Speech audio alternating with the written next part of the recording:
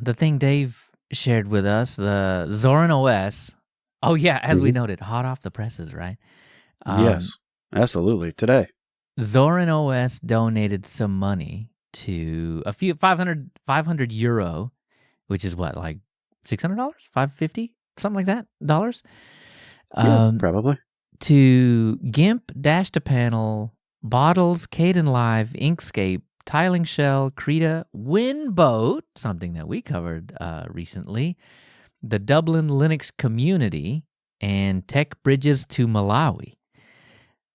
So 8 softwares and 2 groups, but it caught my eye because of WinBoat. Yeah, well, and Bottles is in there too, so there's another one. Yeah, and so Bottles, I think you might be a little more familiar with. I think generally people might be a little more familiar with, but WinBoat is one that we covered and is just new on our radar for containerized running of Windows applications in a Windows virtual machine that is essentially not really turnkey. You got to tinker with it a little bit, but much closer to turnkey that allows you to run. And we just got confirmation. I think one of the commenters on that video said that WinBoat does indeed run Photoshop, but I suppose without. So this is something that we'll have to test, right? Like without graphical acceleration, I would assume. Oh, probably. I don't know. You could probably pass some of that stuff along, but it would be hard, especially since you basically access it with a remote desktop. Right. So I would imagine that you still could do that, right? Because it would just be local graphic-y stuff. That's a good question. I really don't know. Some of that, though, it's not so bad, even if you don't have the graphics acceleration stuff going on. Depends on what you're doing, right? You know? Yeah, I think the trade-off is you're doing it on Linux, so you're going to be, you'll be missing a little bit of something. And I think the something itself is just going to be that graphics acceleration, which is fine. Because, like I said, it's a trade-off. CPUs are pretty powerful these days, so they can handle a lot. Right, and you've got GIMP, Inkscape, and Krita also on the donation list, so maybe that is Zorin OS's Well, those are ways to get away from Adobe.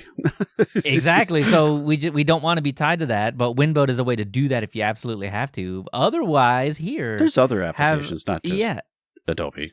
Have these, what we would consider, I think I would consider as well, the better alternatives, maybe not more functional. I know Krita... Krita's pretty good. That's actually pretty popular. Mm-hmm. Well, I know Kdenlive, Krita, Inkscape, and GIMP do not have one of the features that Photoshop and others like it do.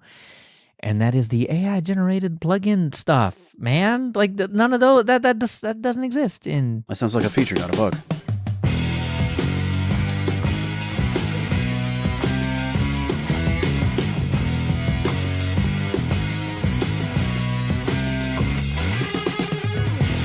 Coming up in this episode, the stars have aligned for a release. The top fox is on fire.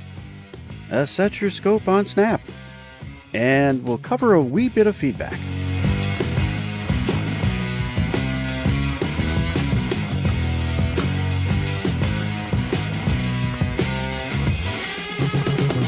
Hello and welcome to Linux User Space. I'm Dan. And I'm Leo. And Dan, we have ourselves an epic epoch, or so I've been told. That's what's been said, yes. So my question is it version 1 or 0.1? What version is this? It's the Epic release. Oh, it's the Epic. So this is Cosmic. They've finally had a real non-beta release. Yep. But even before the show, I don't think Dan and I could agree on whether or not it was actually version 1. I assume it is. I mean, it's Pop! OS 2404 LTS, right, which only exists with Cosmic, and I think that's the release of. That's it. That's it. We're at 1.0 or whatever. The start. We're at the start. Okay. All right. So that's a good way to put it, right? Like, it doesn't matter if it's 1.0 or 0.1.0 or whatever. It's the beginning. It is the epoch, the starting point in time of what we will know today and forever as the Cosmic Desktop. Whether it lives on Papa OS or not, this is it. This is the release. And the contention came because Dan and I have both upgraded to one. We did. I don't know what it is. Just one, the first one. And so we'd been running the beta before that. Right. And we just kind of upgraded. And honestly, I didn't pay attention a whole lot to the version numbers beforehand. I didn't think I would have to. I didn't either. And, it doesn't really spell it out anywhere. And you look in the About section, and it just calls it 2404 LTS. Yeah, that's our misstep. Sorry about that. But so I guess that's the beginning, right? Right. And so when I look at the terminal, the file manager, all these things, right? Yeah. It's 0.1.0, which is that's what sounds started like 1.0. Yeah. The whole conversation. There is a 1.0 in there, but there's also a 0 at the front, which is what caused my confusion at least. So I don't know. They're whole numbers at least, right? 1 is whole, 0 is empty but whole, I think, right? So, but what we do know is that it's the beginning, right? This is where they have finally put the stamp of approval on it. It says, okay, if you're adventurous enough. I think Carl, Dan, Rochelle? How did we decide we were going to say this? Rochelle. I think that's what we said, Rochelle, yeah. Okay, I've heard it all kinds of ways. Carl, I'm sorry. Please correct us. How do you say Carl. Your last name? I've actually heard it being introduced, but he does not correct. So I'm not sure.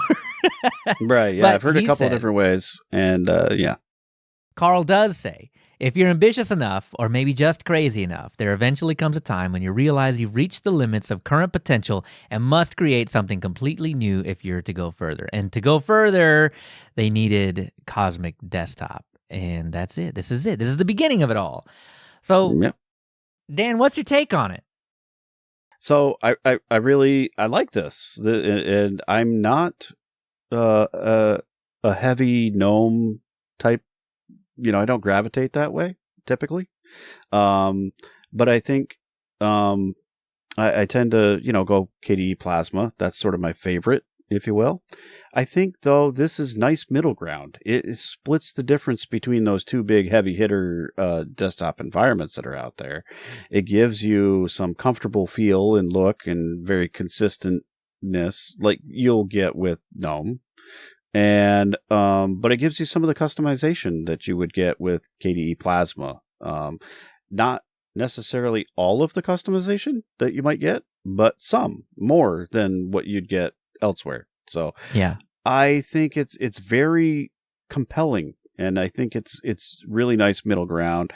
I think because it's written, totally written from scratch in the shortish amount of time with Rust underpinnings, that's really great because that helps with the memory safety stuff that comes along with it, right?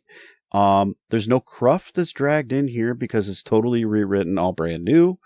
And obviously because of all of that though, too, Wayland is front and center. And that's what you get. You get Wayland. So it's hitting all the marks, if you will, of a great beginning of a nice desktop. So I'm pretty excited. I'm pretty stoked. It has a lot of flexibility in that if you are very accustomed to the floating window type scheme and whatnot, you can totally do that. It can be very mouse driven if you want to be. Yet there's a lot of tiling that is available to you as well. And if you're comfortable with key bindings and learning the key bindings and whatnot, then that can be great too. And if you want to mix and match all of that, you can do that on a per workspace basis, which is kind of mind blowing, right? That's the thing that got me actually. Having both, right? And I said before the show that I think that this is probably going to be the only way that you're ever going to get me to use a tiling window manager is to let me do floating on 3 of the 4 workspaces, and on one of them, be able to like split between two apps or only do one app. But I truly still think that unless you've got like a 4K monitor or something and scaled such that you've got all of the screen real estate at your disposal, I really just don't see how like having more than two things on your screen is really that workflow improving. Maybe three. If you have like a super wide monitor, see, this I think is kind of the crux of it for me. It really does depend on your screen real estate, I think, and how it's laid out, right? Yeah, absolutely. So get a 4K monitor and scale it instead of at like 200% to get that 1080p. You scale it at like 150 to get a greater than 1440p kind of situation. And then, you can go with top left, top middle, top right, bottom left, bottom middle, bottom right. And you've got all the screen real estate in the world. And then, but the other argument I've heard for tiling is that you need to be able to use more than one workspace, and you do. That kind of breaks down for me because I could do that with floating. Like having more than one workspace doesn't necessarily tie you to like a tiling or whatever. I think you said it the best. I think it really is tied to the amount of screen real estate that you have. So if you've got a 4K scaled real tiny, or you've got one of those super wides where you can do like 5 columns of junk, then okay.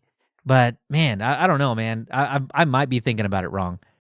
It does depend on what you're doing with it, though, too. Yeah, because I feel like if you got a couple of terminal windows open, like you could probably get 3 or 4 of those open and still be able to be pretty functional on a screen, even a smaller screen, right? So if you've got a bunch of those going, that's kind of nice. But the other thing is, I think if you're just monitoring like some chat stuff, like say Telegram or Discord or one of those things, you can kind of scrunch that down into a smaller bit, and still be able to see new messages coming in and whatnot, and still have like 2 other things still on your screen that could be doing stuff. It really does depend on where you're going. If you're just browsing the web, probably not going to be great to split that up a bunch of times because you like the full up, fill my screen, please. Right. Especially if you're watching video, I suppose. Depends on what the video is. See, but that's the thing, right? Like, so if I'm surfing the web or whatever, does anybody actually say the word surf the web anymore? Like, is that just me being like old? Me. Oh, yeah, crap. No. Okay, well, all right. If you're old like me, I guess you just can't get on with that. No, but so with a web browser or whatever, I could totally see splitting it into 2, right? Left and right hand side, and you have 2 web browsers going at the same time, right? Yeah. But that's also kind of where I'm like, okay, once you add a third and like one of them splits in half from top to bottom, and then it's like, oh no, that's not enough screen real estate. But with videos, I could still have the 2 side by side, and then I would pop out the video like Firefox lets you do, and then kind of just like stick it in one of the little empty corners of the screen, where it's not actually a third. But that breaks the tiling window, like it does, because that's floating ethos. Yeah, so I would want a floating. Is that a thing? Can you do like a semi? Floating, I think so. I don't know about in Cosmic. I have not tried that, but I know some of the actual tiling window managers do that sort of thing, where you can pop a window out as floating, even with the other things tiled. Oh, see, now that I think maybe that's it. Maybe that's what I need. Yeah, maybe that's what I need though. That's the tie-in there. Like I could go tiling, but it would need to also support floating in some cases. And the thing that GNOME finally got around to doing, Mac OS finally got around to supporting more than just like snapping to the left and snapping to the right. Yeah, but that Windows idea, the Windows idea of snapping, quasi and tiling. Right. And even now in Windows 11, it's even better. So I know, I get it, Windows 11. But in Windows 11, it's actually much better because you have like all these different kinds of ways that you can snap things in. I think that's kind of like where I'm at tiling-wise. I guess, but Cosmic kind of delivers on some of that too. It does. And that's exactly what I was about to get to. Cosmic is kind of swooping in and solving a lot of these little in the middle kind of problems. But this is what you said as well. It's in the middle of GNOME and Plasma. And by being in the middle, it can catch all these other people like me that are not quite satisfied with just snapping to the left and snapping to the right, but also not fully invested in I don't need 700 toggles for everything. Right. Right. So it's a nice middle ground for people that I think it's excellent. There's a lot of room there, and they're filling the void. Weirdos like me, I think, may be the right phrase. I guess, but I mean, it's very comfortable though too. Like it doesn't like you can do those things, any of those things you want, but I don't know that it draws you to be compelled to do it any which way. It gives you the freedom. That, man, see, is that not the spirit of Linux right there in a desktop? Exactly. Man? Like, people complain about GNOME because it strips away too much of your autonomy. Yeah, people complain about too much of a walled garden, if you will, right? Right. Yeah. People complain about Plasma because there's toggles on toggles on toggles, and there's a toggle for your toggle. Yeah. And there might be too much. And man, I guess that's it. Cosmic is here to fill that. Right smack in the middle of it, and it gives you the easy buttons to do the stuff that you want to do. Yeah. So I'm very much looking forward to playing with this some more, because to me, like, I don't remember seeing the same bug. So after I upgraded to, let's call it version 1, I didn't find those same scrolly errors. So if you go back and watch the live stream, beta, or if you did watch, you had in the beta, like in the live stream, especially, right? Yep. Like stuff like scrolled outside of the window and like on top of things it wasn't supposed to be on. I could not find, and I tried to go back and like, oh, how did I do that? Let me see. Let me bring up this window, put it on top of this, and kind of. Right. It does seem like a lot of those weird little paper cuts that I was having in the live stream are fixed. But, nothing. Well, somebody might have watched our live stream, just saying. Or, hey, I mean, just check it out. It's over there, twitch.tv/userspace. Just saying. But, we might want to a bug report, but hey, somebody paid attention. I'm just saying, man. We did get some official response back on that, which is really cool. But that, I think, is number one, we need to do more live streams. But number two, I think it speaks a lot to the amount of work and the amount of passion that is going into Cosmic, and I think that more than anything is what's kind of exciting to me, right? Like, it's.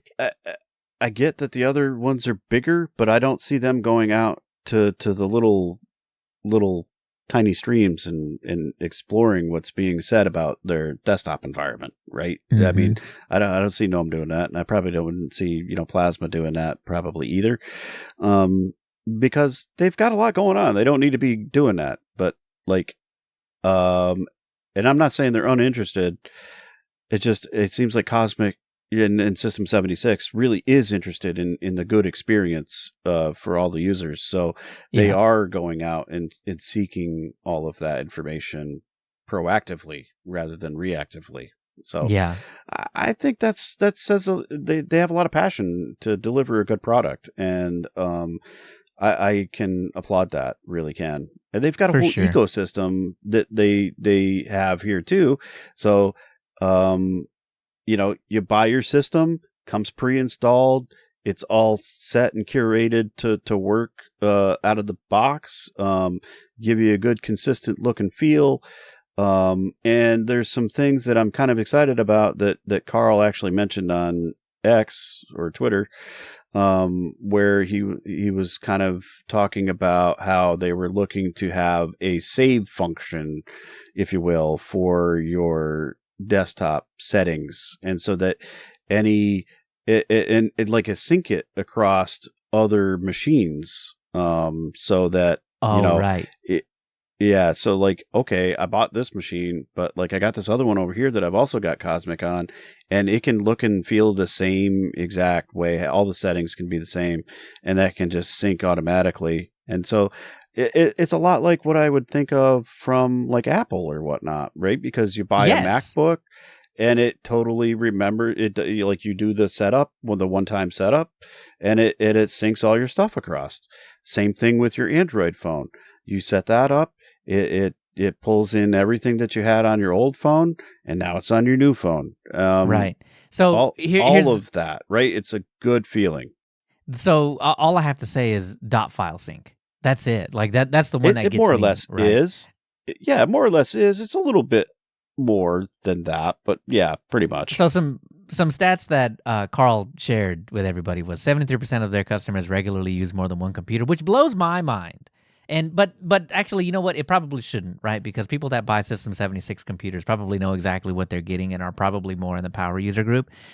So 73% of those customers using more than one PC. Okay, that makes sense. But maybe, outside of that, just regular people, that percentage I would suppose goes down. But that kind of speaks to why they would need something like this, right? The vast majority. Yep. I mean, 3/4 yeah, they do. of their customers. You got a desktop, you got a laptop, you got a, whatever, right? Right. Yep. So, and yeah, if 3/4 of your customers are doing something and then they and you can see a way to make their lives better, yeah, absolutely go do it. So that's exactly why Cosmic Sync exists.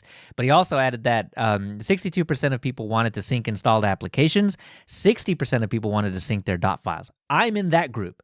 The applications are fine, whatever, because that's one command, right, that you could just pop anywhere. But I think it's nice. I think it's a nice value add thing, right? Got a new laptop. And so, I can totally bring everything right over, right? Job done. Yeah. Yep. Absolutely. So, I mean, the dot files thing though is a little more tweaky. Sure. And which is why, but there are so many people that, oh yeah, I've created my own solution for it and I have it out on GitHub or whatever. But that's great. Yeah. But this is out of the box. I didn't have to do a thing. That I think is the most important part about it, right? Because this is the same thing we were talking about with encryption. Nobody cares. Nobody. And the fact that they made it simple means that you might not care, but you're going to get it by default. And by default, it's going to be better than not having it at all. So, yeah. System 76 with Cosmic really seemed to be just solving a lot of those types of issues that, Windows and Mac OS have solved, right? Like, Mac OS is encrypted. It doesn't even ask you. It just does it. Yeah, it just right? does but it. The process is seamless enough that you don't have to care. And Microsoft will do it at your request, right? I don't know that they even do it on install. You have to go in and enable BitLocker or something if you want it as a consumer, regular person. Like people like you and I will just set up a GPO and enforce it. But or everybody, if you're using the mobile device management Intune or whatever they call that this day, that you can do it there too. Yep. Right. There is an administrative toggle for it, and we'll just flip that switch. But right, so System 76 realizes that you as a Linux user may not want it, so there you go. You can undo it. So there's that, again, the middle ground. Exactly. These people have found themselves in the middle ground, and they're the most comfortable there that I've seen any group of people be. Absolutely. Because every time I describe one of these things to myself, and I'm like, oh, that is actually pretty good. Oh, but that would be the middle ground every time. So it's going to be really cool. So it's going to do your custom keyboard shortcuts, your personal files, your dot files, your repositories, your networking configurations, which means your Wi-Fi, which is my favorite thing about the Apple ecosystem, is that in a new place that I've been with my phone, but I haven't been with my laptop. If I open up my laptop, bing, bang, boom, I'm already online. Yep. Why isn't that more common? But with Cosmic, it is. It will be. And that's amazing. So your repositories, your networking, and your applications, as Dan said before, that is going to be, that's the system. That's the whole thing. That's all of it. That's it. Yeah. But besides, they're going to sell and support a system for you. Right. It's great. So this is going to be the underlying iCloud. This is iCloud. Yeah, more or less. And fantastic. This is the kind of thing that Linux has needed for so long. And I'm really, really happy that it's the middle ground people doing it, because it feels like they're less entrenched in one of the two camps that would piss off the other camp. Yeah. Well, interestingly, Carl did talk about this at the Ubuntu Summit too. Oh, and gave a presentation there. So I think that's sort of what stemmed the other things. But so if you look back on Ubuntu Summit, there was a presentation there that he gave that he talked about some of those things. Yeah. Right. And it's good because, and I think a lot of this information is where that's coming from because I'm looking at PowerPoint slides. This is probably those. Yeah. Right. But end-to-end encryption. right? They're it's encrypted end to end. Yep. They're holding a blob of stuff that they don't have the Right. keys for, and that's the best way to handle that stuff, right? The key is yours. It never exists on their server, which means that it's a black box to them. So fantastic, absolutely fantastic way to handle this. And they're looking at I think that's pretty cool stuff. Yeah, and they're looking at doing rollbacks as well. So yes. So basically, like the Windows recovery partition sort of feel, like your system, and I guess Mac OS does it too. So like your system's dorked up, but you got a recovery partition. You don't need to burn a USB stick or whatever. It's got the recovery bits and bobs, ISO kind of baked into it already, and it just is there. So you can boot into that, get your system restored, and then you're back in business. Your sync should bring all of your settings in for you. Yeah. And so like you pick right up where you left off, and even though if it was really dorked up, it still pulls it back in. That's kind of amazing. That's just great stuff. It feels like more to me like when you have to like re-image your phone, whether that's Android or Apple or whatever. Yeah. Almost all of your junk is synced at Google or at Apple. And when you redo it, sure, you might have to set up this little thing or that little thing, but for the most part, everything else just sort of just comes back. You might have to wait a minute because it's syncing, but that's kind of the point, right? Like the entire point of this is to make it seamless so that and they're doing that. Yep. And this is great. This is great. And I think it's great because System 76 is positioned differently than the other desktops, right? Like they're positioned to make themselves an ecosystem because they do already control to some degree the hardware. A little bit. Then they to some degree control the underlying base operating system, but everything else on top they do control. So they're in a really good position to make things easy, and they could have. Here's the thing about this. They could have just made this for them. But Cosmic was built out in the open. We are already seeing it on NixOS. We're seeing it on Fedora. We're seeing it all over the place. So I mean, now you're hard pressed not to find one of the big names that doesn't have it. Yep, and I would imagine that. By the way, this is Ubuntu 1, isn't it? That was what Ubuntu 1 was supposed to do. It was more than just storage. Exactly, it was that. It was storage, but it was also some of these other things too. Yeah. Yeah. Yeah, definitely. This is what Ubuntu 1 should have been. Ubuntu that had hardware partnerships, but that did control the entire desktop operating system stack, should have taken Ubuntu 1 and done something like this with it, even as a lost leader. Well, and Ubuntu 1 was going to take it yet another step further and go with the convergence thing, right, with your phone. I think that's why it died. Because the phone died, right? And so Ubuntu 1 died. Exactly. But I mean, like they didn't have the funding to keep it going. But like somehow System 76 is making it work here, so that's pretty great. And it may very well be as a loss leader or something like that. I can't imagine you'd make a whole ton of money off of it. How much is Cosmic Sync gonna cost? But I don't know. But I mean, how big are those files? They're pretty small, right? So you might be able to pull it off. Keyboard shortcuts, dot files, repos, networking information, and applications, right? Because that's more of a manifest than necessarily exactly, a manifest. Right? Yep. It's going to pull those back in just like it did before. Yeah.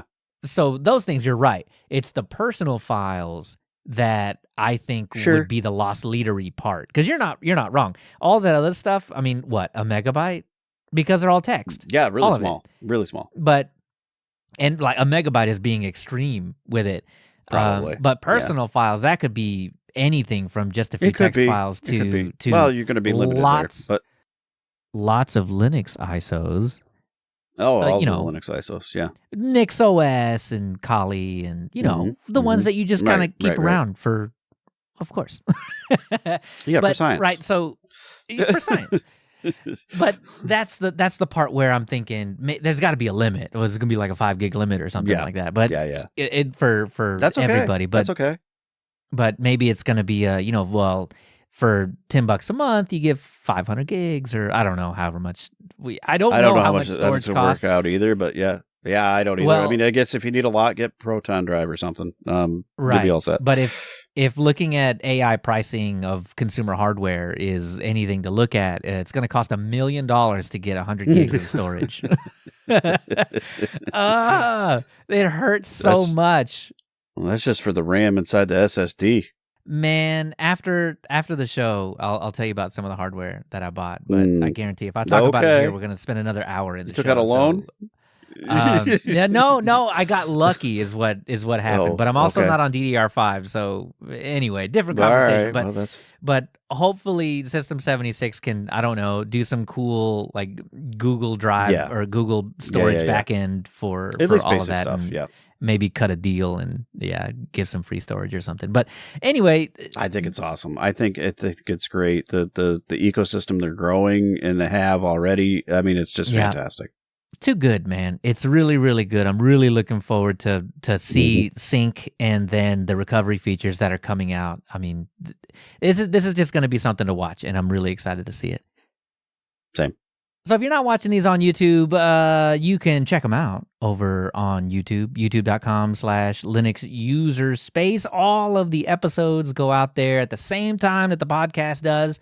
And also the following week, I snip out each of the main topics that we talk about and then issue them out by themselves, which seem to do a whole lot better. I think they're more made for YouTube. Yeah, they're more bite-sized. So they work out pretty well on that too. But as an addition, if you're not a fan of the whole Google YouTube ecosystem thing, that's fine. We also publish those little snippets out on TillVids as well. So you can check them out on a free and open source, both the platform and the spirit.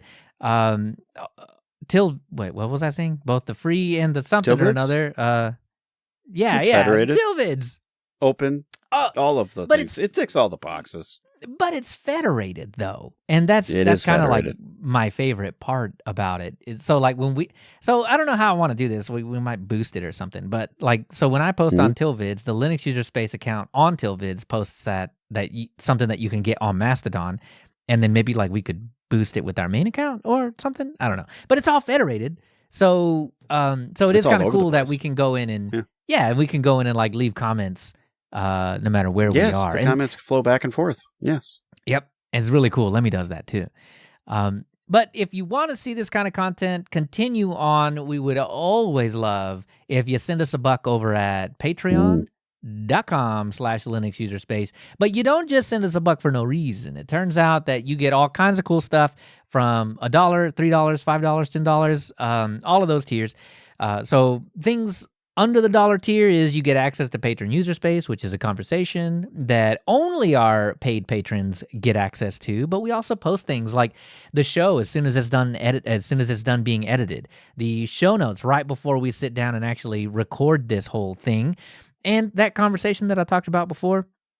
$3, you get the episode early access with an RSS feed and all that kind of fun stuff. $5, you get the whole entire conversation before and after we stop recording the show. And the $10 tier, you get all of that in video, as well as you get to sit in here while we do this thing and leave us comments to try and distract us. It is a game. It's a dangerous game. It's possible. Yeah. that we may or may not play into. No, we squirrel out a lot on this show. So anyway, send us $1 over at Patreon, and we'll keep doing this. We'll keep having ourselves a good time. So Firefox. Well, Mozilla has a new CEO, at least. They do. Top Fox here. They have a new CEO, issued a statement and an announcement. There were some things that caught people's eyes in that statement and announcement. It's going in a ever so slightly different direction than they sort of have been, or at least I think so. I think they've gone in. They got the same foundation, but they got a little better guidance in a way, I guess. I guess so, but nobody took it well. I think the internet is very cynical and negative about Mozilla and Firefox. Of course. I get it. I can see why, right? I mean, you say AI in the same sentence as Mozilla, and all you hear is groans. I understand. Well, you say AI, and people are already groaning. Well, see, but that we were talking about that before we actually hit the record button here, but that's the thing, right? I think people on the fringes like you and me, and probably the people that listen to this podcast, yeah, we all groan about it. There are going to be a few holdouts that are like, well, but there's this vast chasm of people in between the fringes, the fringe AI lovers, AI bros, all those types of folks, and then where you and I live over here, where we're, I mean, at best, cautiously optimistic about it. Yep. But there's that vast chasm in the middle of people that just shrug and use it. In the middle. Yeah, don't care. I don't care. It got me my search result. What do I care? I don't care. There's no argument you could use on them. Occasionally it'll be wrong, and then they'll be all upset about that. But other than that, yeah, they don't care. But then the next search is right, so then they're back to I don't care, right? So it doesn't matter. There is that vast chasm, but I think a lot of people that hear about this in the Mozilla front are on kind of like further on the fringe than we are, like well past cautiously optimistic and well more into the cynical side of everything. So this is not going to land well with them at all. I have, as I was telling Dan before this, I have almost infinite rope for Microsoft, or no, they've lost their rope. For Mozilla, I have almost infinite rope for Mozilla, not Microsoft. Totally different company. Very, very much out of rope with them. But because they're the only other company out there, that isn't directly entangled with Chromium, with Google's money, yes. And we'll talk about that in a little bit. But they're the only non-Chromium out there besides Safari. And we'll actually talk a little bit about WebKit as well. But first, Mozilla making some moves. New CEO, Anthony Enzor DeMeo. Yep, we're not getting names right today at all. So anyway, sorry. He says, as Mozilla moves forward, we will focus on becoming the trusted software company. Before we go on, that I think is a really good sentiment, a really good statement, and something that I really, really, really, really, really, really, really, really, really hope is the actual thing that they stick like glue to forever. Let that be your North Star, please. And we're gonna be okay. I think there's a way that you can slice this pickle without totally imploding what's left of your user base. I think you can do it. So he goes on. This is not a slogan. I'm thumbsing up to the camera if you can't see it. It is a direction that guides how we build and how we grow. It means 3 things. First, every product we build must give people agency in how it works. Privacy, data use, and AI must be clear and understandable. Controls must be simple. AI should always be a choice. Something people can easily turn off. People should know why a feature works the way it does and what value they get from it. Second, our business model must align with trust. We will grow through transparent monetization that people recognize and value. And finally, third, Firefox will grow from a browser into a broader ecosystem of trusted software. Firefox will remain our anchor. It will evolve into a modern AI browser and support a portfolio of new and trusted software additions. Okay, that was a lot. Me and Dan are going to go back and pick it apart, and I think the third part is where we're gonna have more words than the other stuff, because I think the other stuff is pretty good, right? The other stuff's pretty straightforward, right? Yeah. Mm-hmm. Right. So before we get to the third point, though. Privacy, data use, and AI must be clear and understandable. Well, AI is not very understandable, right? It's a black box. But so I think you can make some. To the point, though, is where is at least the browser, using it, and what is it? Right. What is it using it for? Right? Where is it? Where and what is it? Is it sending data to the black box? Right? And that needs to be transparent. I think that's my takeaway from number 1. I think Just you're saying. right, but I think it's very easy for cynical folks on the internet to see it the way that I brought it up. Right, very much. Yeah. So I appreciate your clear-headed and clear-eyed view on that particular sentence. That one I got. That one's no problem for me. Right, and I think it controls must be simple, right? Like the toggles to turn them on, the toggles to turn on and off to turn them off. That's perfect. Right. Yes, please. And like you mentioned earlier, not in an about config way. God, like where I gotta go. I hope they don't find it.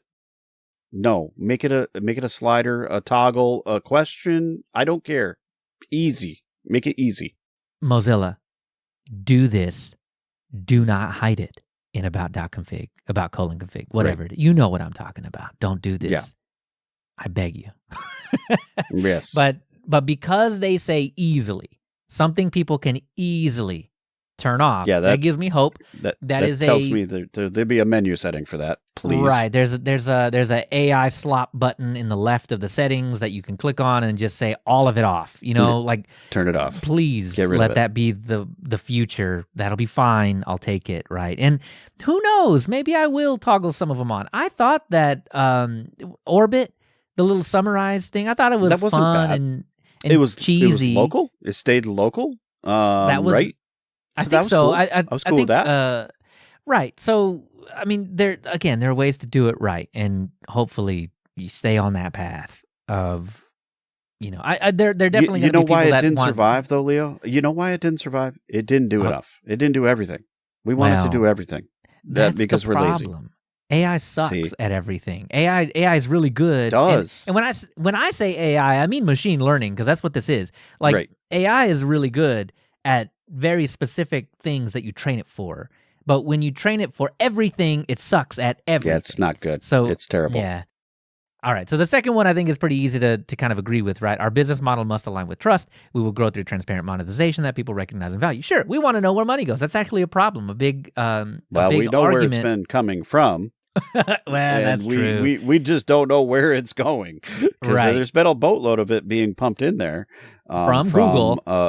From Google. Yeah. And we just have no idea necessarily where it's going. Although it was going to some CEO stuff. And then the rest of it was a bit of a black box. Yeah, we do have... they do... Yeah, relatively transparent, but...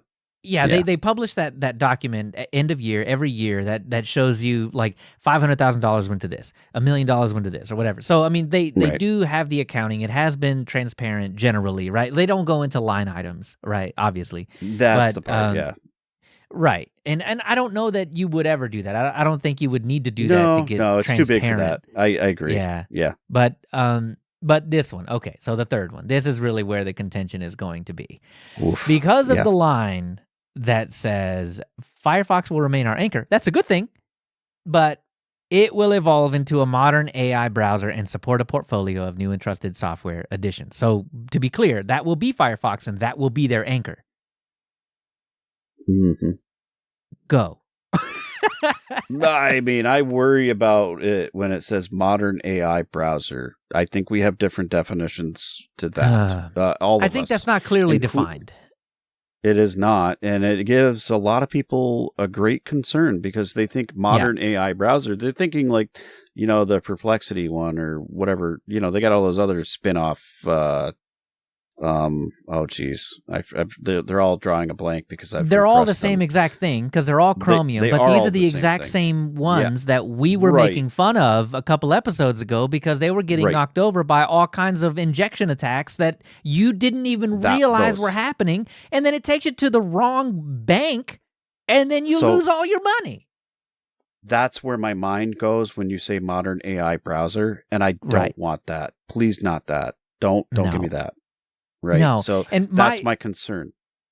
Yeah. My mind went straight to the agentic crap that is coming out in some of these browsers, right? Like where you tell the chatbot, like, hey, I want to buy some airline tickets to Barbados. And then all of a sudden your email has, here are your tickets, because the AI agent took it upon itself to go and we dinged your credit card, no problem. We just got the first ones that were available, and you got, here's $2,000 bill.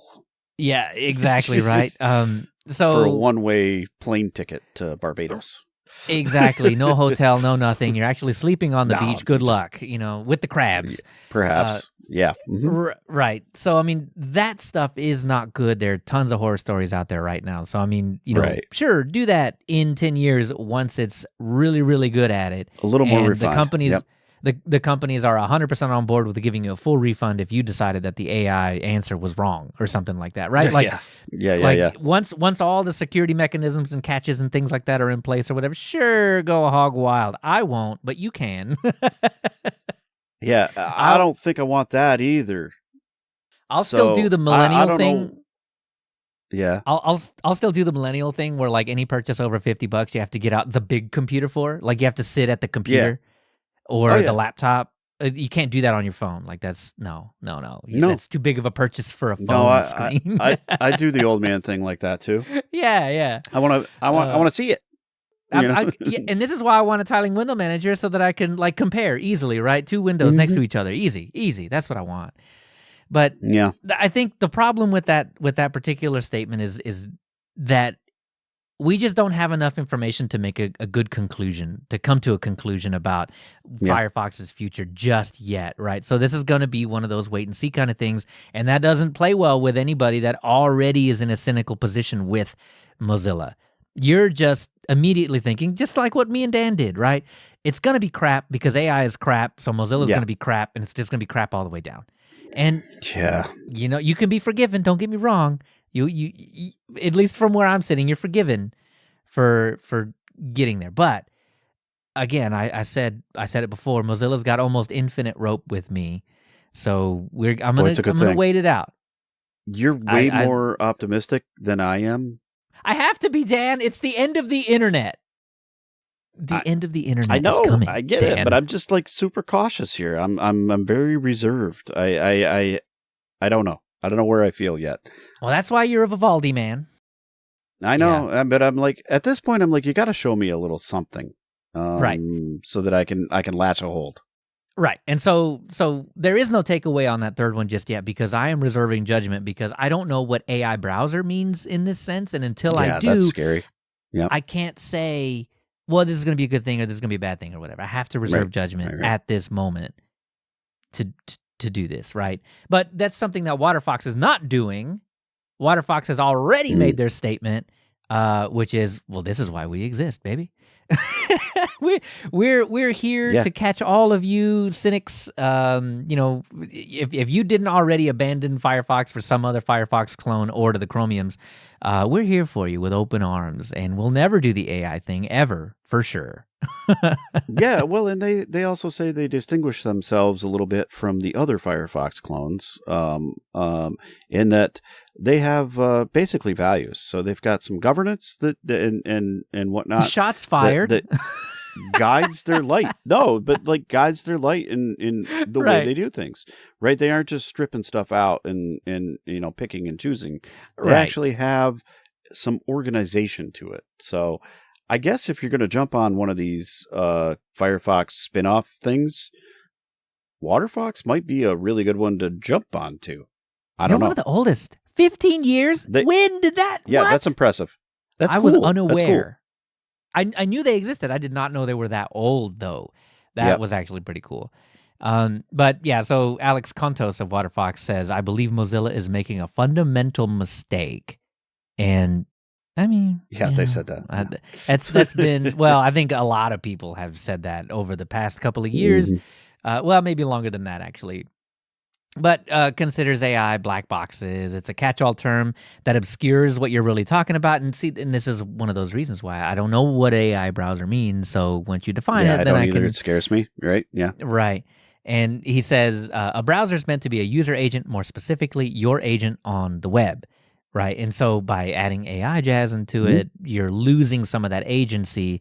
And that's what I was getting at with the agentic stuff, right? Like, I don't want stuff to just show up in my inbox because I mentioned it offhandedly. I don't want AI doing it. Yeah. Exactly. So, I mean, we agree on a lot of things. And one of his other points was Mozilla speaks about trust, transparency, and user agency while simultaneously embracing technology that undermines all three principles.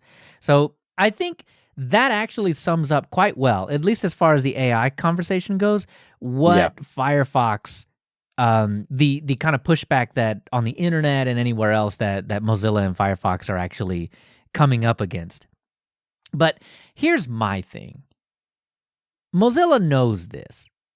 It's not that they're not listening. They're between a rock and a hard place, right? And I think even the Waterfox guy says that, right? Like he knows that they're between a rock and a hard place, right? You're getting 85% of your revenue from Google. You gotta diversify. But if you've ever done anything, and you can't bite the hand that feeds you too much, right? Because Firefox does feed Waterfox almost directly. Well, see, you can bite the hand that feeds you hand is from Firefox, the technical standpoint. Yeah, I know, but like the technical standpoints they carry over, right? Right. Yeah, absolutely. So, but because it's an open source project, you can you fork. That's the idea. But I think, and they touted that, right? Firefox is just in a more precarious situation because if you bite Google's hand, you lose almost all of your funding. But my point about they're trying to diversify that too. Yeah, so they totally called it out in their strategy, their portfolio strategy, which was linked on this blog post. Yeah. Right. So if you've done anything ever businessy for any kind of company or group, you probably know something called or something like the SWOT analysis. This is the strengths, weaknesses, opportunities, and threats, right? So this is where you take a few of each of those categories and define them. And then this is going to be kind of your guiding light as far as what you're going to try to avoid or what you're going to try to spend all your money on or, all that kind of stuff. And so the W in SWOT, they did this and they identified three things. Over-reliance on search. And what they meant by that was they still depend. About 85% of their revenue is still dependent on Google being nice or being forced to by the U.S. government or some other government around the world, right, to either continue or discontinue doing that, right? Mozilla narrowly kept that money. Because Google was on the chopping block. They were in hearings whether or not it wasn't specifically about the Mozilla thing, but it was Mozilla would have been they would have lost their revenue stream had this judgment gone the other way. But Google was still allowed to maintain their, and I don't hesitate to say monopoly, on the internet, which means that Mozilla will continue getting their 85% of their total global revenue. But they have identified that as a weakness. They know that getting all of their money from Google is a bad thing. So it is a weakness. AI talent. So outside of the AI bad, one of the big problems that Mozilla has had for the longest time is that they fired all their engineers, but none of those engineers were AI engineers though. Well, that I know of. Still. They're lacking talent. They don't have the AI talent. So that is another one of their weaknesses. They know that if they're going to be pushing all this AI stuff, that is one of their weaknesses, which means that they're going to have to come to terms with that. And by that, I mean they're likely going to hire some people. So hopefully that's what that means. And execution. Yeah. So execution is defined here as a very broad thing, and I think this is just the general consensus of the internet. They define it, the description here is mixed track record turning ideas into action into results. Slow. Yeah. I think that's everybody's general take on Mozilla. So they know that they've identified all the things that we've called them out on. I mean, we the internet have called them out on. Right. And so, yeah, it's not that they don't know. It's not that they're not trying to pivot. It's that, these are the things, at least that they're trying to pivot to fix. These are the things they're trying to fix. So, yeah, and like I alluded to earlier, like they actually called out one of the other weaknesses, which they didn't really call it a weakness, but it's part of their financial metrics. Says bottom line diversification. So, yeah, growth in non-search, right, or non-Google revenue, they basically understand that they need to find another avenue to get their funding. They can't just depend on the Google money coming down anymore. And so they need to find something else to help them diversify their financial portfolio. Yeah. And so I again, that's a bit of a weakness, although it's helped bolster them so far. I feel like, having that one big giant revenue source is not sustainable. We've called them out for that for a long time, and they've obviously identified that as something that they want to work on. So kudos to them for, we've identified all the problems. All right, that's step Not one. all of them, but big ones. But I mean, like the big ones, right? And so, like, now we need to fix them. Now we need to go. Now it's time. Right. So they're looking forward. So all of this AI stuff is going to culminate into what they consider new experiences, because what they're trying to do is attract new users. So the problem that Mozilla has had for the longest time is that they're bleeding users, right? And rightly so, people have called them out for not retaining the users that they're losing and instead trying to attract other people. But my whole contention with that thing is that, like, to retain the users, they have to stay stagnant, right? If they change anything, they're going to lose somebody, right? If they add anything, remove anything, integrate the VPN into it, oh no, that's just bloat. I'm out. I'm using something else or whatever. I'm going to WaterFox or whatever that may be. So for those types of users, you really can't retain them unless you do nothing. And even doing nothing is going to lose some of them because they're still waiting for a fix on that one bug that they have. So remember the 1000 tab girl? Yeah. I mean, someone is going to be using your software in a way that it was never intended to be used. And they're going to leave you because, well, you're not facilitating that use case. So I think pandering to, not necessarily pandering, but I mean, just focusing on retaining what you have is a losing strategy because you'll never make everybody happy.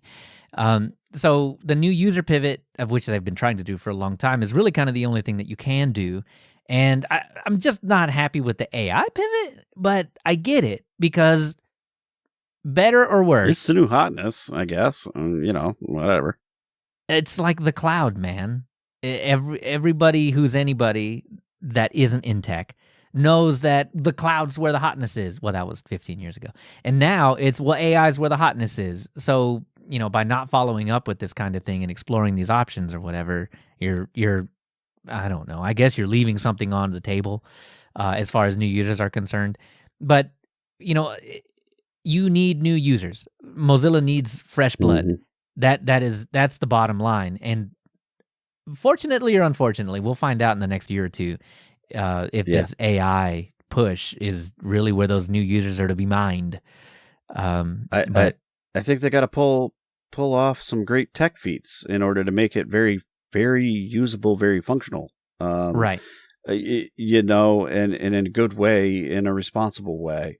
Once they do that, and they've shown people like me that they can do it.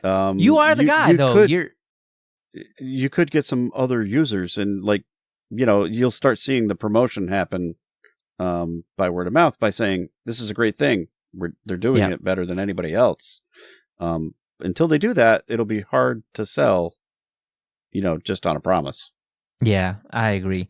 So they're going to try to win back developers. I don't know exactly how you do that because most developers I know are pretty sour on AI. So, I mean, this is kind of the exact opposite of winning back developers. So I don't know that that's going to be the segment that they pull new users from.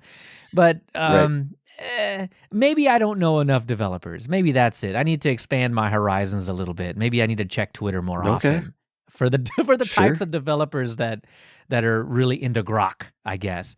But the bottom thing, so their last opportunity is the one that gives me hope, right? This is why they have more thread with me, more rope with me than had they not said this.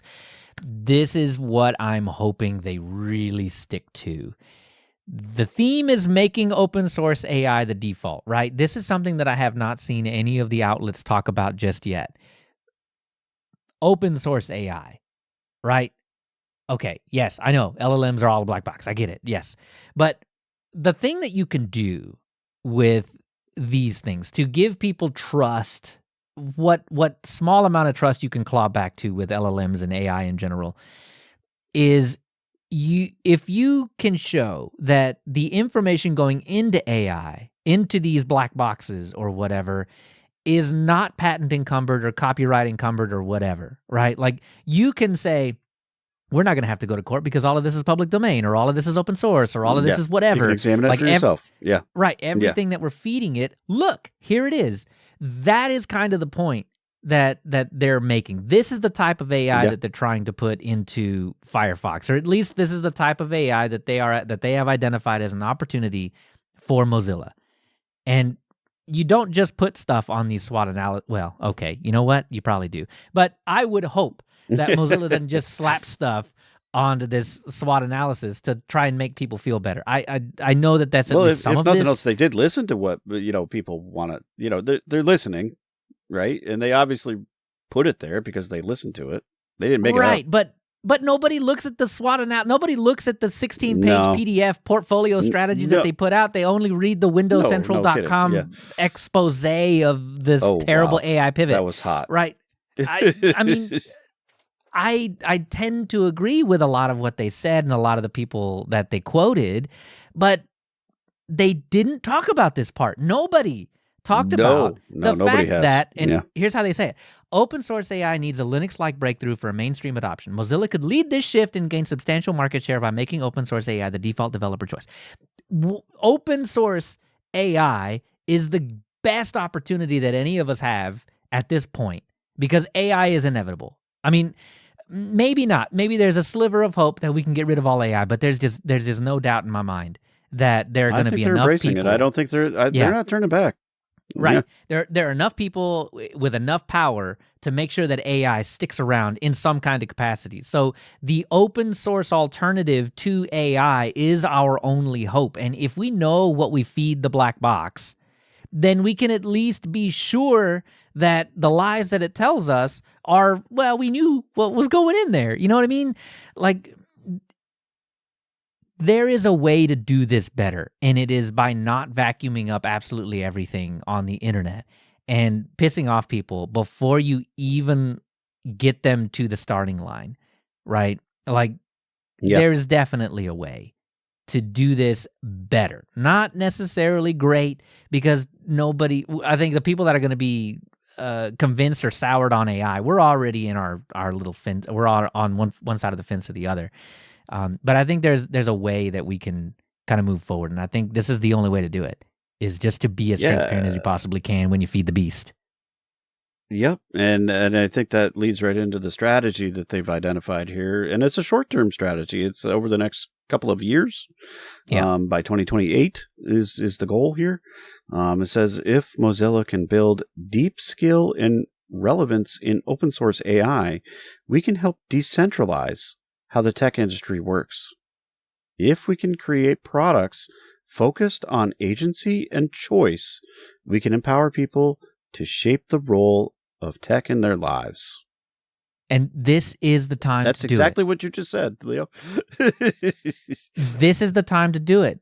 Self-hosting, even though AI is sucking up all of the money to be saved on all of the hardware that you could possibly buy or whatever, self-hosting is still one of the top searched things that you can you can find right now. I mean, more and more people you can run some of these things locally and do some, get some of the magic out of it all on your own, without feeding the wider internet, by doing so.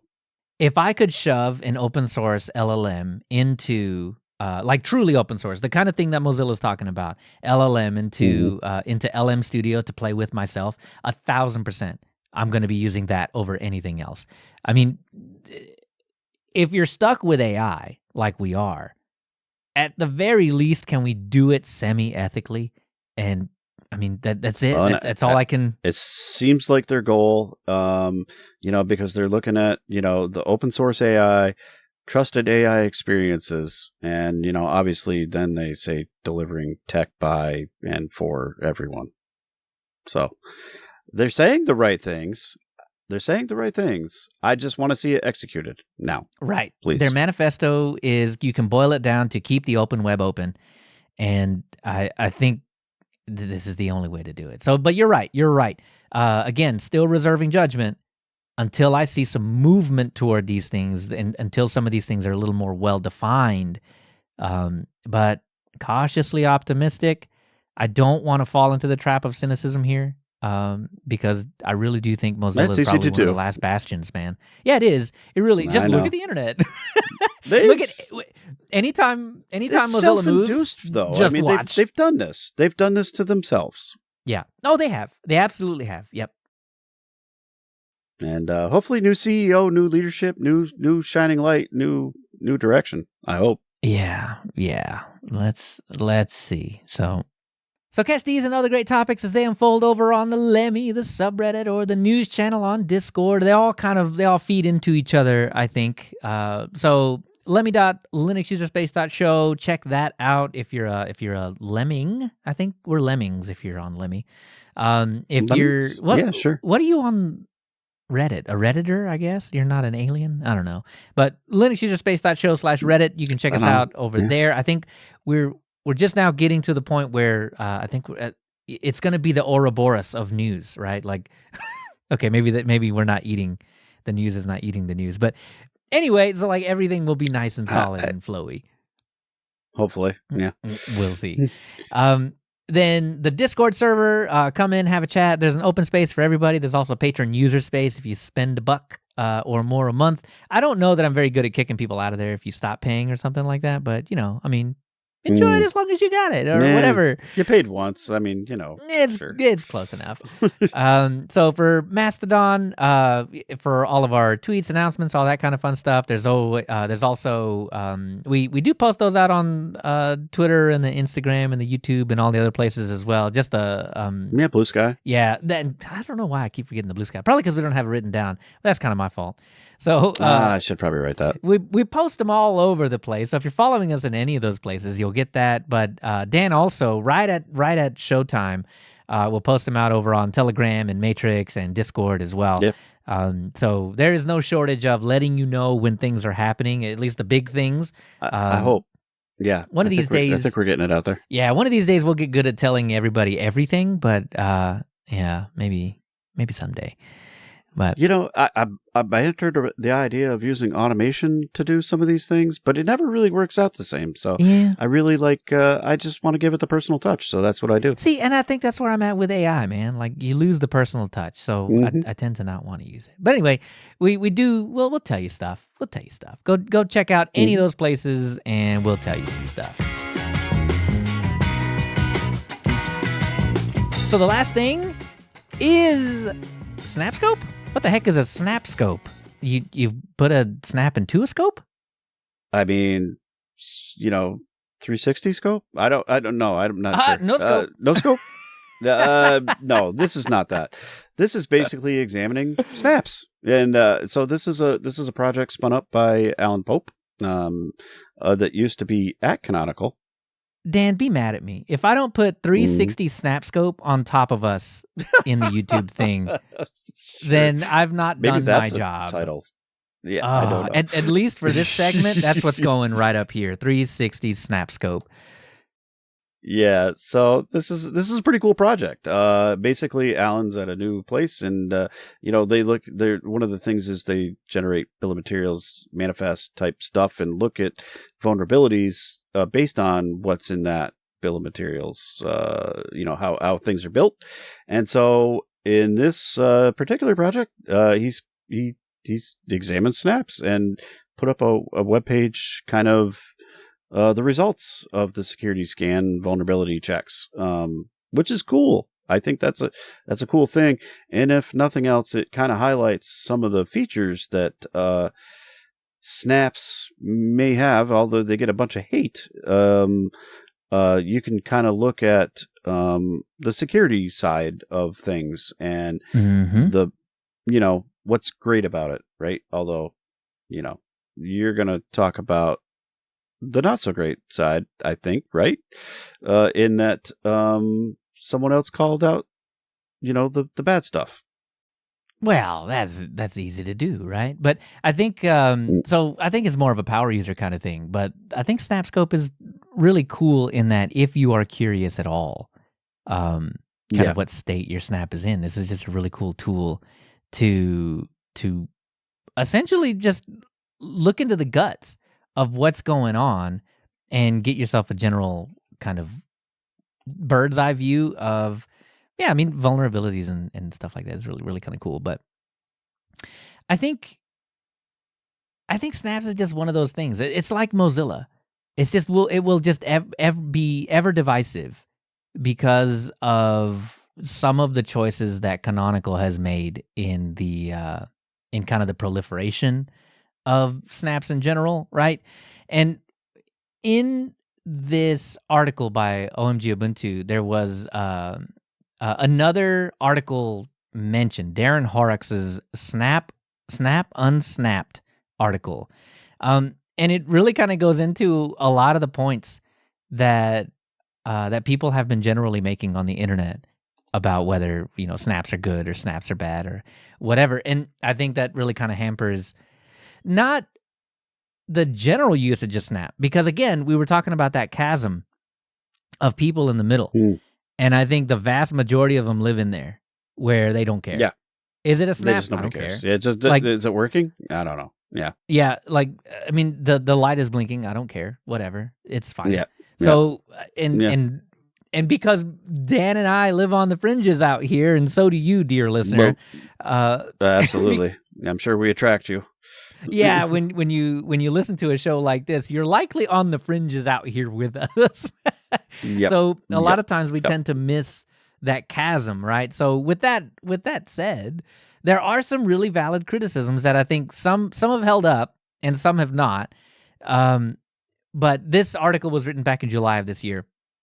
And when I say this year, I mean 2025, because we're about to be in 2026. And we are.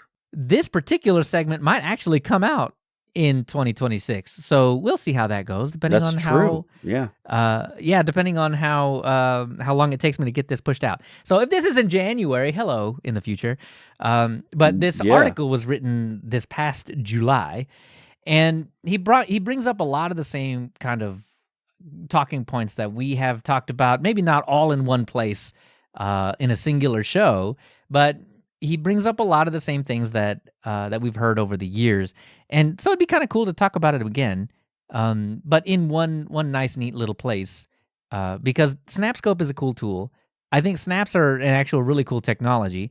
Dan asked me the question a couple episodes ago that did snaps have it right with the singular repository? Because we were talking about Fedora having their repository and things being a little different over there, the OBS controversy, and then FlatHub having their own thing, and then Elementary having their own thing. I think in general it's good to have a lot of different stores, but it's confusing for the people that live in that chasm in the middle. Where do I go? Yeah. I don't.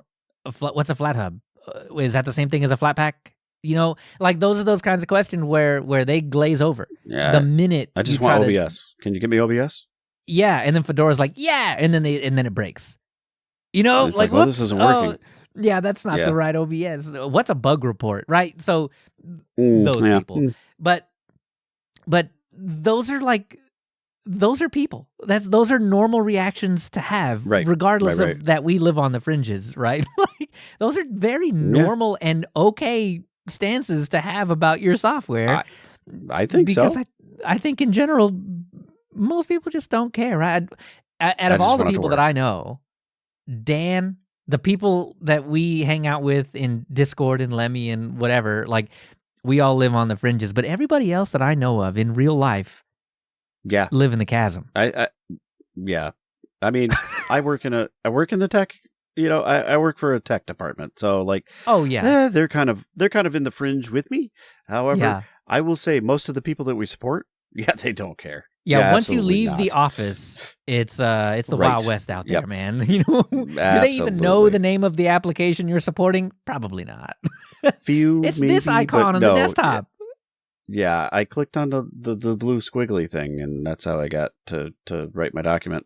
Yeah, and it said no. Yeah. So so I always try to remember for myself, right, that there's a whole entire amount of people that don't even think about the conversation that we're about to have.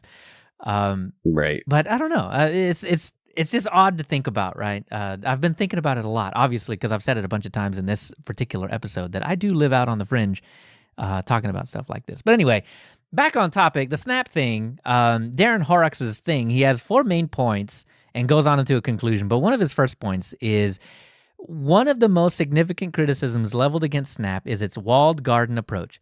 While touted as a security feature, the strict confinement of Snap applications often goes too far, isolating them from the very operating system features that make Linux a joy to use. So he's not talking about the walled garden approach of the Snap store.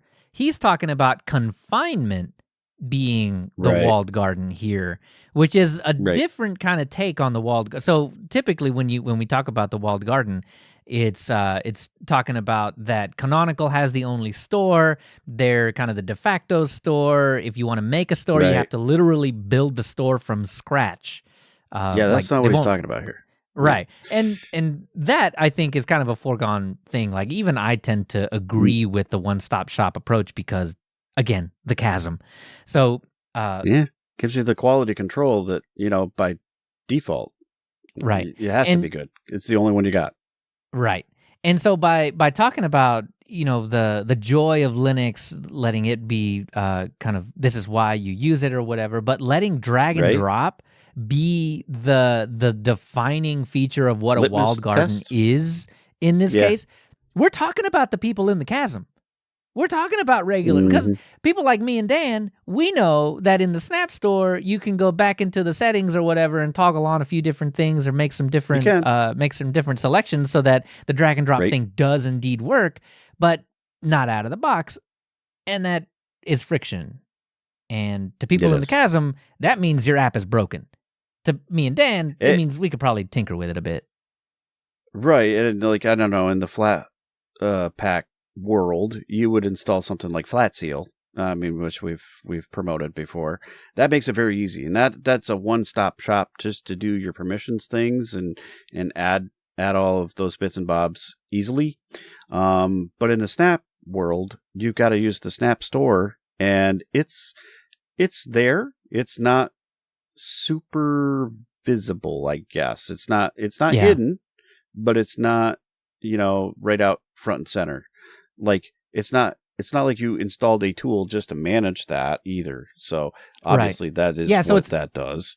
Yeah, it's more visible than Flat Seal because you didn't have to go out of your way to get access to it outside of the command line, right? Well, try telling anybody in the chasm to open up the command line. Not going to happen. So, obviously you can do that with snaps as well. Yeah, right. But at least there's a GUI.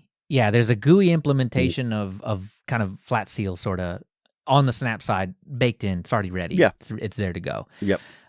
It's a little trimmed back, a little trimmed down, but it's there. There's options. Yeah.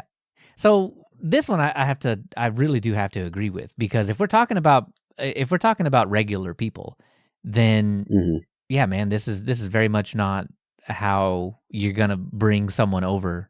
And be like, oh well, turns out you have to tinker with your app first. It's not gonna work. But I think I just want my Discord to be able to, I just want to drag my picture into Discord and be done with it.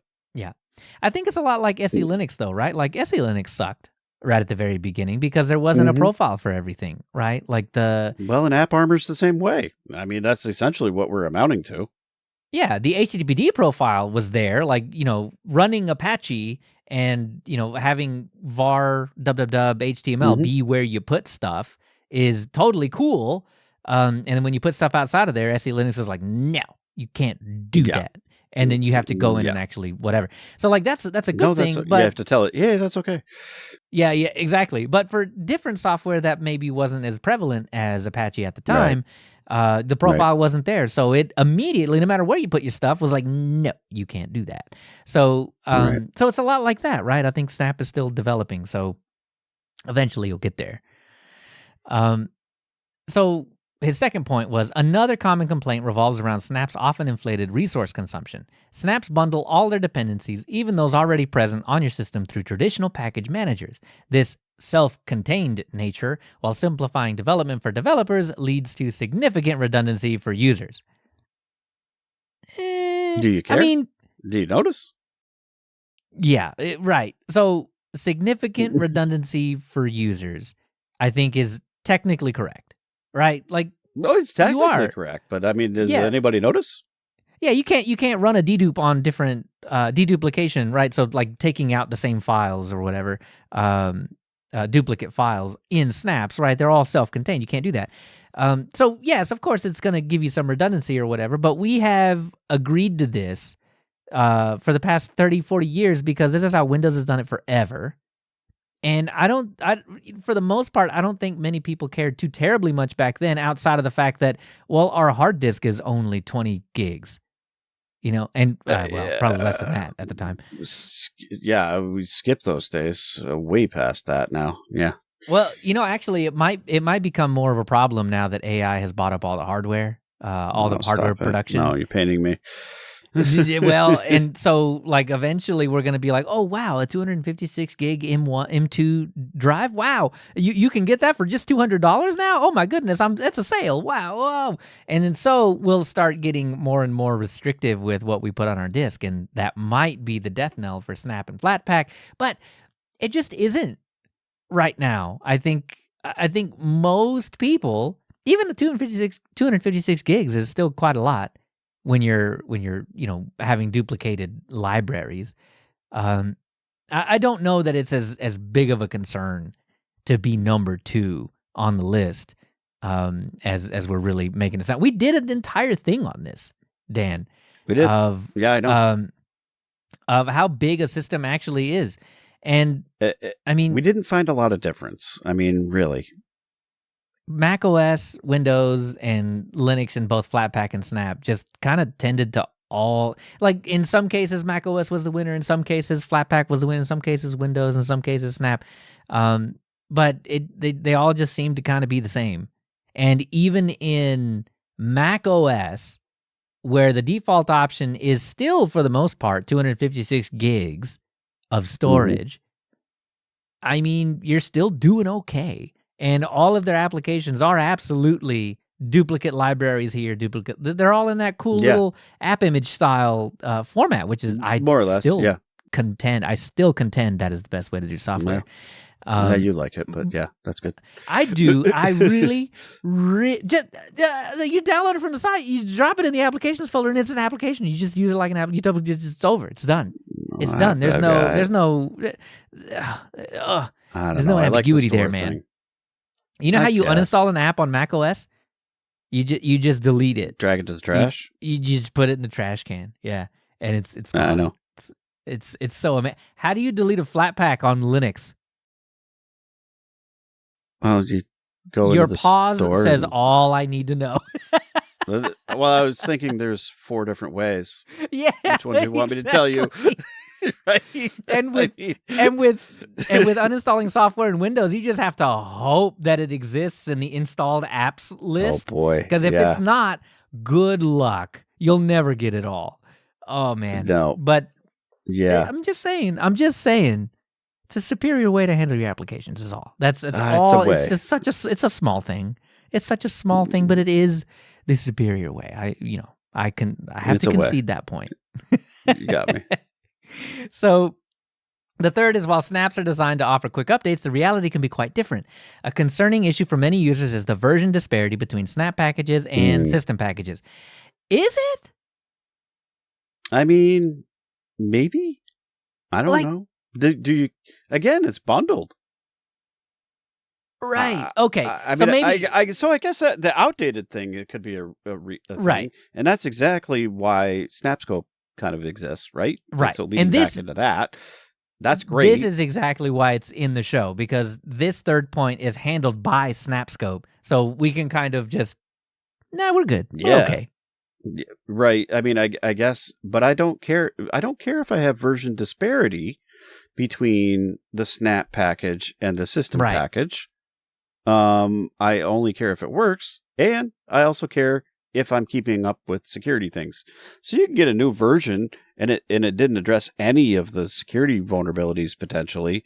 And so do I care about that? No, not really. I just want it to work. Or I want to know that the Snap version is maybe newer and is keeping up with the security vulnerability things. And so again, I still don't care if it matches anything on my system. Yeah. And so, I mean, to his point, I think there's one sliver of this that I truly do agree with, and I think that's just kind of the developer abandonment of snaps, and you just don't know that. And that can happen. You know? Like, they can get stale, they can get old, and they can park, if you will. And people are still using them and still installing them. And that's a little dangerous. So I totally appreciate what Popey's created here, right? In order to understand how stale some things are. Yeah, and that's exactly what I was going to say. That's the reason Snapscope exists is to kind of weed out those types of things. And I mean, if nothing else, it does kind of show you, hey, this needs a developer. Maybe if you got a big Twitter following, maybe say something about that. Maybe I'm talking to us. I don't know. Is it big enough? Maybe. Why not? Why not? Okay, so maybe I need to use Snapscope for my own greedy benefit, self-serving benefit. Be a force for good, you know? Yeah. I don't know. I think I like it a lot. I really kind of get into that whole security thing a little, quite a bit, and so I'm going to be watching it. So yeah, I think it's great, and ultimately, I think it could lead to better engagement with snaps and getting the developers to keep up with their applications that they're packaging there, because lots of times you toss a thing over the fence and you don't really know if anybody's using it or not. It could be just you, and without any sort of feedback, good or bad, you don't know whether it's worth your while to keep it up. And if we're saying, hey, I see there's a new vulnerability, could you update your thing? Someone might be inclined to do so. Just calling them out, right? I mean, nicely. I don't think it's a bad thing. Nicely. Just try to engage and say, look, I really love this application. I'm using it, but I noticed that there's a new version, new vulnerability is addressed. Could you update it for us? Bump that library, yeah. Could you bump it? Like, some of that stuff's automated and it happens on an automated flow, but some of it's not. And so, if you want to send the love, they'll probably send it back in the form of a new application. Hey, I'd appreciate it. So the last point is, beyond the technical issue, the very nature of Snap as a canonical controlled ecosystem raises concerns for some of the open source community. The Snap Store, the centralized repository for Snap applications, is proprietary. And I think we talked about that a little bit earlier. Not beating that dead horse anymore.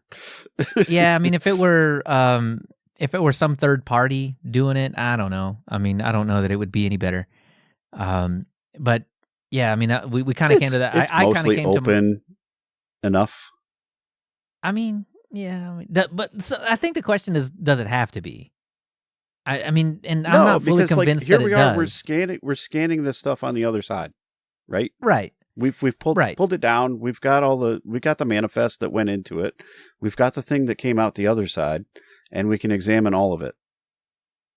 What happens in the middle, I don't know. I don't really care a whole lot. Hey, it's the LLM black box, man. You'll never know what happens in the middle. But if you know what happens, what goes into it, then maybe you can trust what comes out of it a little bit more. Exactly. Right. That's where I'm at. Yeah, definitely. So all the links at linuxuserspace.show. You can always email us at contact@linuxuserspace.show. But it turns out a lot of the little bits of feedback that we'll talk about in the next time, turns out they're actually from Discord, both of them. So I will say that's a little unusual. I mean, we get some feedback there, obviously, but most of the time they usually come off YouTube videos, or there people have contacted us through the the contact form, the old the email. Rusty email. That's right. Yeah. So if you want to get onto the show, obviously you can do that on Discord, but you can send us an email at contact@linuxuserspace.show, or go onto the website and click on the contact button and then just send us a semi-anonymous email. You can fill your name in there if you want, but I guess you don't have to. Lemmy McGee is good enough. So so all the links at linuxuserspace.show, go click on some of those. You'll find us in all the different places. Go subscribe and all that kind of good stuff. All right, so in this one, normally we just do a next time, but this time we have a little bit of errata. So I made a couple of mistakes one mistake Whoopsie. and one mostly mistake. In the last episode when we were talking about, turns out they were both about the Steam machine. So Verbose in Discord told us, SteamOS, from what I can find on the interwebs, doesn't actually use Wayland as default yet. There's a GitHub issue talking about them wanting to switch, but they haven't yet. Now, this was a surprise to me. I didn't actually know that any part of SteamOS was not using Wayland. I thought it was all Wayland from top to bottom. Well, it turns out, if you use the Steam You're Deck... both right? It turns out you're both right. Right. Here's where this works out. I think so. If you use the Steam Deck in Steam mode all the time without ever exiting to desktop, I was correct.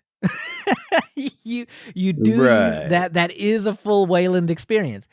But what I did find out was that is by using something called GameScope. It's a Wayland compositor that Valve has put together because KWin doesn't quite do everything that Valve wants. Maybe one day, but not yet. Right. So here's the kicker. When you decide you want to exit to desktop and use the Plasma session, turns out Plasma runs an X11. Blew my mind. Did not know that. That is crazy cool, though. Well, it shows how much we exit to the desktop and do stuff. Well, with our Steam Decks. I mean, at least me personally, I'm generally just playing games. I'm not messing around, mucking around with things. I did do it because I had to install Diablo 4, and to install Diablo 4, you have to install the Battle.net launcher, and to install the Battle.net launcher, you have to exit to desktop. So it turns out I was using X the whole time. I didn't say there weren't any reasons, but I just don't. Oh, I'm weird. Don't. I know it. I've already stamped it on my head. But that is really cool. So most people, I would suppose, do use Wayland all the time, but weirdos like me that want to install Diablo 4 definitely use X11 at least part-time. Right. So I did say a deeper dive of the Steam Deck might actually be fun. And both Dan and I have one. And we do. We've never... I just don't... I use it like an appliance. I just don't mess with it. I just turn it on, play games. It's kind of great. Right. But someone, I think it's Ulfnick in Telegram, keeps telling me about Diablo happenings. And Diablo 2 and Diablo 3 and Diablo 4 all run great on the Steam Deck.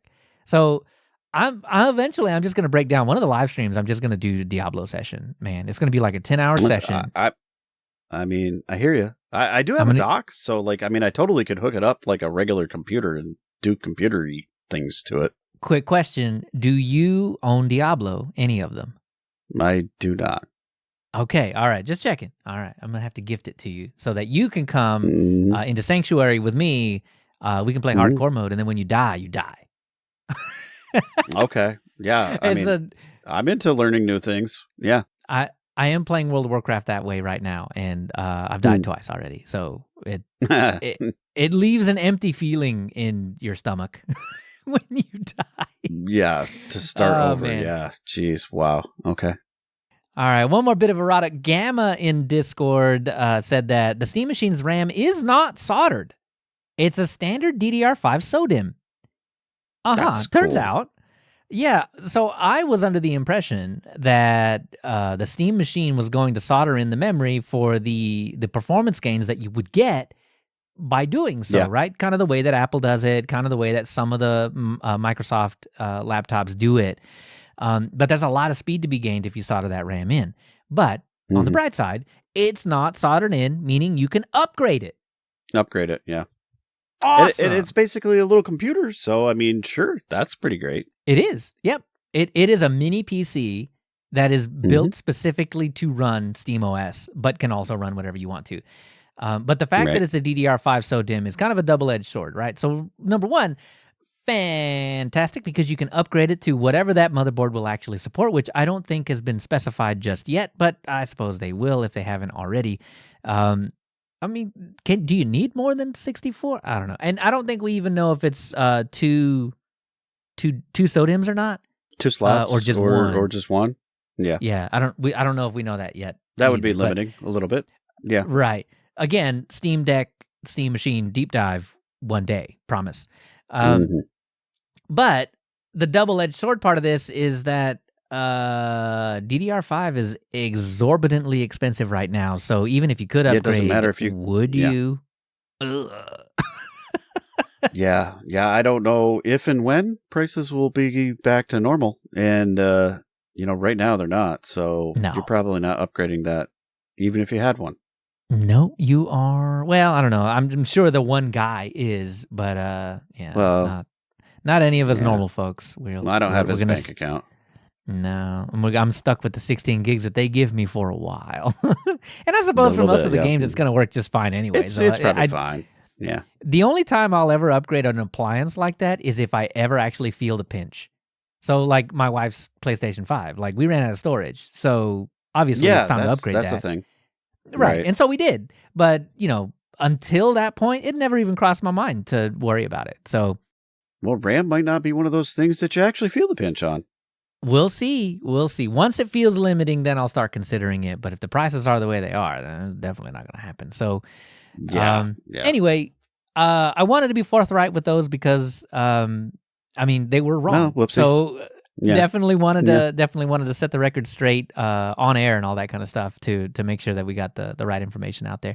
But I did want to say that I really want to do something with the Steam Decks now. So we'll see.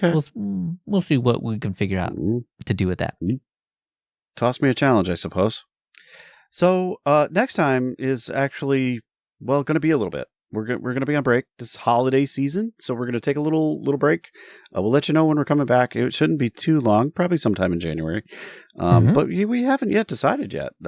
So get the Yule log and eggnog and cider and whatever however you celebrate the upcoming festivities. Open your presents and whatever festivities you celebrate. Please do, and come back and check us when we get done, celebrating our times. That's it. In the meantime, though, in between shows, you can catch us on Twitter, Mastodon, Telegram, Matrix, Discord, all the places, whatever. Just shoot us some stuff. Actually, send us those challenge things that you want us to work on. We gave you our thoughts on Cosmic and that release. We've got a couple other things brewing that we're thinking about for the remainder of the season. So we'll keep you posted on those as well. So, but also give us some suggestions and let us know. Talk to us. Give us some ideas. We'll have all the links in the show notes on linuxuserspace.show. So where can we find you, Leo? Oh, you can find me over at Leo Chavez at mastodon.social and at leochavez.org on Blue Sky. I'm sure you can find me everywhere else with one of those handles somewhere too. What about you? You can find me at KC2BZ at mastodon.social, or you can find me over on the Blue Sky too at I guess it's at monetary-abyss.social. I think so. That's me. Yeah, I think so. And then you can always find the show at Linux User Space at just about all the places, everywhere. So anyway, come back in a few weeks and we'll have more Linux User Space. We'll see you later. See ya.